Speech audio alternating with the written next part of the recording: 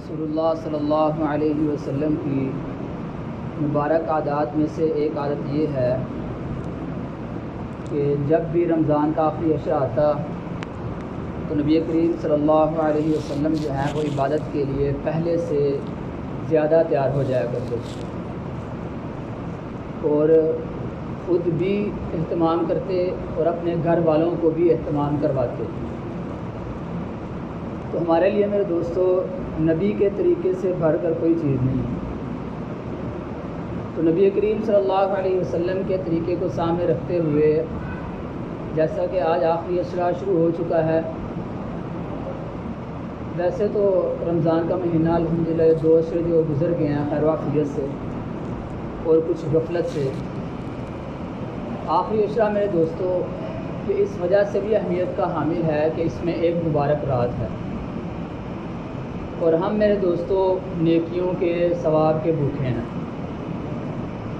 میرے دوستو آپ خود سوچیں کہ نبی کریم صلی اللہ علیہ وسلم اور اسی طرح تمام انبیاء علیہ السلام یہ تو معصوم ہے نا، انہیں تو اعمال کی ضرورت نہیں ہے، یہ تو پکے جنتی ہیں، جنت کے ٹھیکیدار ہیں، تو ان کو اعمال کی کیا ضرورت، اور وہ بھی اس قدر کثرت سے۔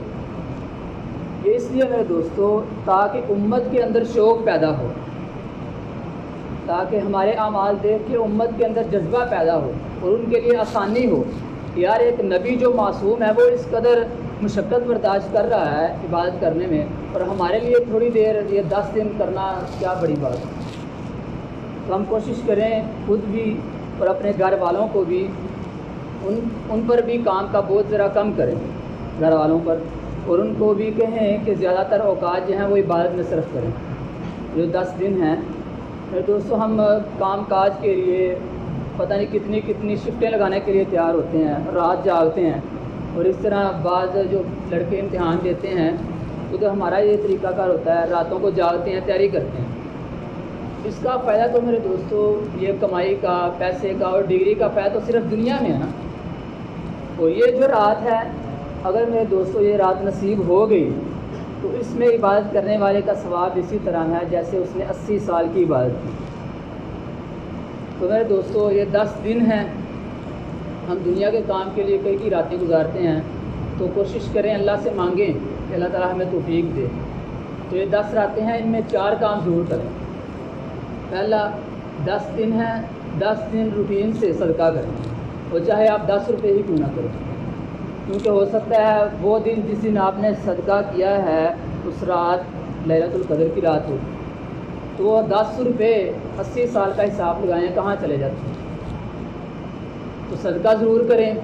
دوسرے نمبر پر نوافل پڑھیں رات کو جتنی آسانی سے ہو سکے، ناغہ نہ ہو، خود بھی کریں اور گھر والوں کو بھی تلقین کریں۔ تیسرے نمبر پر قرآن پاک کی تلاوت کریں، وہ چاہے ایک رکوع ہو چاہے ایک پارہ ہو۔ چوتھے نمبر پر میرے دوستو جو سب سے زیادہ اہتمام کرنا ہے نا وہ دعا کا۔ دعاؤں میں یہ جو بھی بیماری ہے اللہ تعالیٰ سے دعا کریں کہ ہم سب مسلمانوں کو اس بیماری سے اللہ تعالیٰ نے زیادہ عطا فرمائے اور بچائے رکھے۔ تو یہ 4 اہتمام ضرور کریں۔ نمبر 1 صدقہ کریں، دوسرے نمبر پر نوافل کا اہتمام کریں، تیسرے نمبر پر قرآن پاک کی تلاوت کریں، چوتھے نمبر پر میرے دوستو دعا کا زیادہ سے زیادہ اہتمام کریں۔ تو یہ آخری عشرہ اس طرح گزاریں۔ اللہ رب العزت سے دعا ہے کہ اللہ رب العزت جو